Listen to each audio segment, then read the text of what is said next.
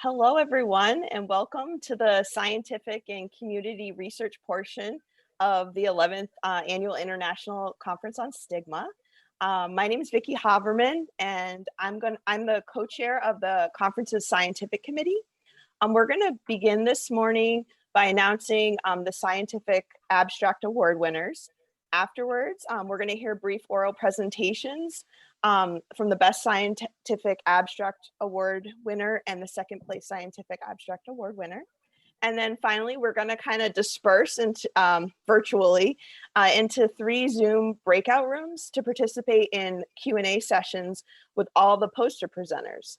The guide for which posters are in which Zoom room is available in the documents section of the conference portal. So if you want to take a look at that in advance, that's up and posted.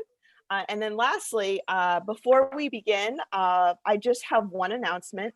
We still need active participants for our town hall meeting with Brian Jones tomorrow at 1 p.m. So please locate the Join the Town Hall post in the community boards for the link to apply to be a participant. So that's our plug for tomorrow. But now let's get started. This year was actually a very competitive year. We had a total of 41 abstract submissions. The 15 posters presented on the conference portal were selected through a multi-round evaluation process by the scientific committee. And so with so many fantastic submissions, the committee decided to award 4 prizes rather than 3. So there was an honorable mention. The honorable mention scientific abstract award goes to Tamara Burns Loeb for her research entitled Trauma and Adversity as a Predictor of HIV Stigma, the moderating role of gender role conflict in a community sample of HIV seropositive Black men. The 3rd place scientific abstract award goes to Mark Page for his research entitled Intersectional Stigma Among Gay / Same Gender Loving African American Black Men in New York City, preliminary results from an anti-intersectional stigma intervention design study. The 2nd place scientific abstract award goes to Tingyu Lee, who is here on the screen with us, for her research entitled Pathways to Personhood, Exploring Cultural Mechanisms as Protective Factors Against HIV Stigma in Gaborone, Botswana. And lastly, the Best Scientific Abstract Award goes to Matthew McLeskey, who's also on the call here with us, for his research entitled Epidemiological Causes and Consequences of Neighborhood Stigma. So congratulations to all the award winners. You'll receive your prizes in the mail after the conference, just as a note. So now I'm actually going to transition to our brief oral presentations. We're going to start with our second place scientific abstract award winner. It's my pleasure to introduce Tingyu Lee. She's a research assistant in the Culture, Stigma, and Psychosis Lab at Columbia University Mailman School of Public Health. She received her master's in social work from Washington University in St. Louis, Missouri, and worked as a social worker before she entered the clinical psychology program at Teachers College and at Columbia University. Her research interests include global mental health, stigma, and culturally adapted assessment and intervention. Please welcome Tingyu Lee. Good morning, everyone. Thank you so much for this opportunity to present my research. I'm gonna share my screen for my presentation. Bear me for 1 second.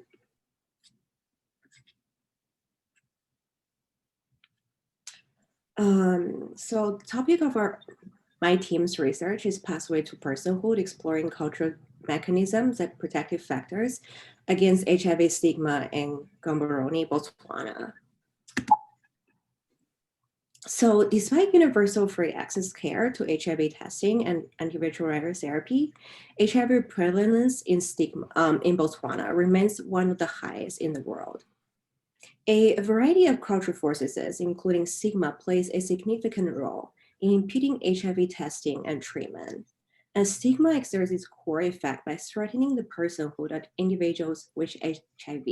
So for our study, we aim to identify protective factors against HIV stigma and articulate how these factors shape the experiences of people living with HIV. So we use what matters the most theoretical framework to examine cultural beliefs and stigma. We analyze data from 88 participants in Botswana, including both persons living with HIV and general community members with unknown HIV status. Using two-step derived content analysis, a team of researchers consensus coded the transcripts and developed a series of main themes related to what matters most to people living with HIV in Botswana. So what matters the most framework states that stigma is experienced most acutely when individuals are unable to achieve full personhood because they are unable to participate in activities that matter most in their cultural groups. So their theory helps to identify the daily cultural capacities that protect against HIV stigma by considering how achieving or maintaining the activities that are core to full personhood. And these cultural capacities could enable an individual to resist HIV stigma. So our results show that for women, fulfilling capacities as a good mother by bearing and raising children in culturally approved ways could facilitate acceptance by the community and mitigate HIV stigma. And for men, maintaining employment and relationships were identified as what matters the most to them in order to secure their high community standing and personhood status. For both genders, the capacity of keeping healthy appearance were strongly protective against their HIV stigma. So cultural salient capacities are core to personhood that can generate opportunities to resist HIV stigma. We suggest that future HIV care may consider to incorporate that what matters the most theoretic framework in their stigma intervention. And thank you so much for your attention. And thank you for our labs, Cultural Stigma Psychosis Lab, for the support of my research. And if you have any further questions, please, I can answer it through the Q&A session. Thank you. Thank you so much, Tingyu. So now I'm excited to introduce our Best Scientific Abstract Award winner, Matthew McLeskey. He's a PhD candidate and lecturer in the Department of Sociology at the University of Buffalo, SUNY. Broadly speaking, Matthew's research focuses on how lead poisoning as an environmental risk contributes to urban poverty. His dissertation, funded by the University of Buffalo's Mark Diamond Research Fund, documents the material and cultural processes defining the threat of lead exposure for tenants and landlords and disinvested communities to further understand how this urban epidemic contributes to housing inequality and place-based stigma processes. Matthew was a 2019-2020 Advanced Dissertation Fellow at Buffalo's Humanities Institute, and his work has appeared in numerous publications, including Teaching Sociology, City Analysis of Urban Trends, Culture, Theory, Policy, Action, and the Rutledge Handbook on Spaces of Urban Politics. Please welcome Matthew McLeskey. Thank you, everyone, for taking the time to hear about my research. I really appreciate it. I'm really honored by this opportunity. Give me a second and I will share my screen with you.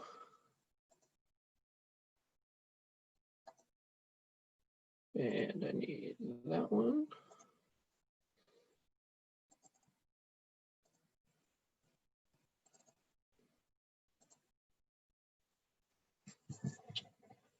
So I'd like us to start out thinking about my presentation, Epidemiological Causes and Consequences of Neighborhood Stigma, by thinking about the neighborhood context that many urban residents, but even residents in smaller cities or smaller towns might live in, because their neighborhood, in all honesty, might be killing them, as my diagram shows. 5 years after the lead poisoning crisis in Flint, Michigan, scholars still do not fully understand how lead poisoning contributes to urban inequality. Lead exposure still threatens vulnerable populations, and it compounds intersectional inequalities despite a 1978 federal lead paint ban. And so my research is interested in going beyond understanding the physiological consequences of lead poisoning, which many people know, particularly after the Flint incident, and that's permanent behavioral problems or physiological problems in children, to also understanding some of the material and cultural problems that people experiencing lead poisoning or threats of lead exposure experience. And so today, this particular chapter of my dissertation is on how tenants, particularly parents, experience neighborhood stigma as they deal with lead poisoning. This particular research question is, as I've been trying to understand how tenants, particularly families as the family unit, experience the threat of lead exposure and how this contributes to not just individual and neighborhood stigma, but really the intersection of these two things. So this problem really exists within America's broader affordable housing crisis. In the Flint crisis, water flowing through pipes all throughout the city was coated with lead, and it really took the lead out of the pipes because of a change in the water source in Flint. Whereas in cities all across the country, the main lead source is actually chipping paint inside and outside dilapidated housing. And so many urban tenants live in neighborhoods where housing is dilapidated, not upkept, even though rents continue to rise throughout cities. So most tenants in cities, particularly in low-income neighborhoods, spend at least half, if not more, on their rent. So areas that we might consider to be quote unquote poor neighborhoods or quote unquote ghetto neighborhoods have some of the not just highest levels of neighborhood policing, but they have some of the worst housing conditions, even though as wages remain stagnant, rent continues to rise. So this results in tenants being stuck not just in low-income neighborhoods, but in housing that is potentially detrimental to their health. So this means tenants deal with stigma, not just because they live in, say, a specific part of a neighborhood, but they also deal with stigma because they might be dealing with lead poisoned children. So to give you a sense of my methods, I've interviewed 30 low-income tenants dealing with threat of lead poisoning exposure. 16 of my 30 tenants have had children diagnosed with high blood lead levels. But the kind of interesting finding within my methods is how a number of tenants have had to move and they have really horrible feelings about their neighborhood because they've moved, because they've had conflicts with their landlords over keeping their children safe from lead. And I've also interviewed 25 landlords, which is a different part of my dissertation, understanding their experience keeping housing safe for tenants.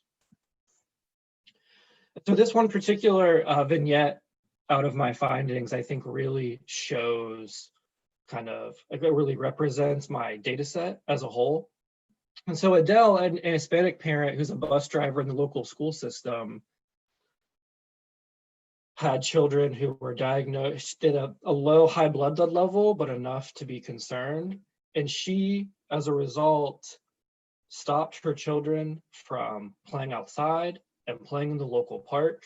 She really had them kind of locked down in quarantine, even before we're in a quarantine for the coronavirus, because her housing and the surrounding area were really not safe.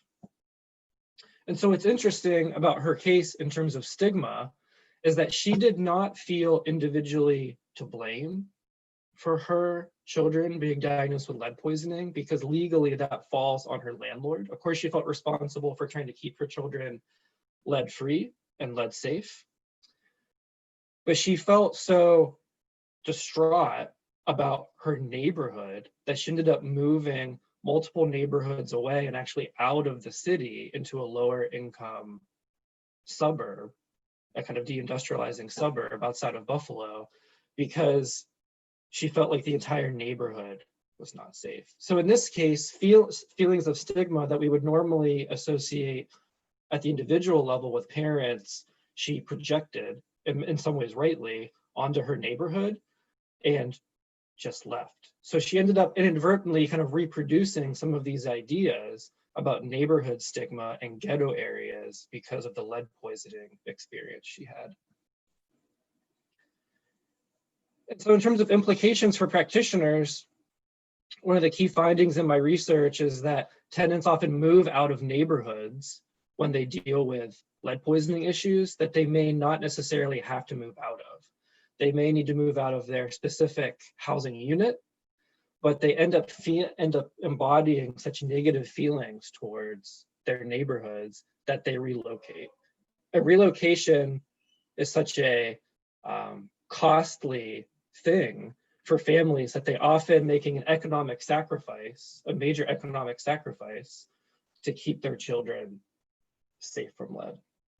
So in terms of implications for practitioners, if you're encountering families who encounter lead threats, it's important to know maybe what their housing relocation options are, that if there's another landlord in their neighborhood who has a much better reputation and is known for taking care of their tenants, they may not have to make the huge costly move of having to move, say, multiple neighborhoods away. And so lead in my research is really, it's an epidemiological component or an environmental component that reproduces ideas about neighborhood stigma. And this is important for where people live and their quality of life. So thank you for listening to my presentation, and I'm more than happy to answer any questions and pass along any other information I have, like drafts of my dissertation chapters if anyone's interested. So I'm looking forward to the Q&A. And I need to stop sharing. All right. Well, thank you very much, Matthew. So actually, we finished a few minutes early, so I guess we could kind of transition early to the Q&A session. Thank you both to Tingyu and Matthew for wonderful presentations on very interesting and important work. So now we're going to have to move to the Zoom breakout rooms to participate in the Q&A sessions with all the poster presenters. You can see which presenters, as I mentioned earlier, and which posters are being presented in each room. There's 3 rooms, 1, 2, or 3, by reviewing the guide that's in the document section of the conference portal. So please go on the portal, enjoy perusing the wonderful posters under the poster section. There's some amazing work being done, and enjoy asking the poster presenters questions and engaging with them about their really fascinating work. The Q&A session is informal, so it's very conversationally based. So thank you all for joining us here, and please feel free to join the Q&A session.